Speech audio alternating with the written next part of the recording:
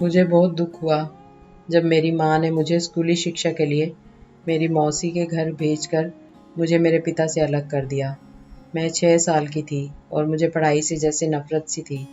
अपने छोटे से शहर में मैं स्कूल से भाग जाया करती थी। मैंने शिक्षकों को काफ़ी परेशान किया था। घर पर ट्यूशन टीचर्स बार बार बदलते रहते थे, क्योंकि या तो वे मेरे साथ टिक नहीं पाते थे या मैं नहीं रह टिक पाती थी। या तो उनकी छड़ियाँ मुझे मारते मारते टूट जाती या मैं लगातार रोती रहती।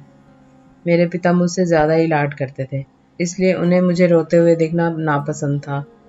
उन्होंने मुझे ना पढ़कर भी अपने पास रखने का मन बना लिया था और मेरी माँ से कहा कि वह मुझे पढ़ाई के लिए परेशान ना करे। हालांकि मेरी माँ एक ज़िद्दी महिला थी, जो इतनी जल्दी मेरे सामने हार नहीं मानना चाहती थी। इसलिए उन्होंने गुप्त रूप से मुझे मेरी मौसी के घर भेजने की योजना बनाई, जो एक अलग शहर में रहती थी।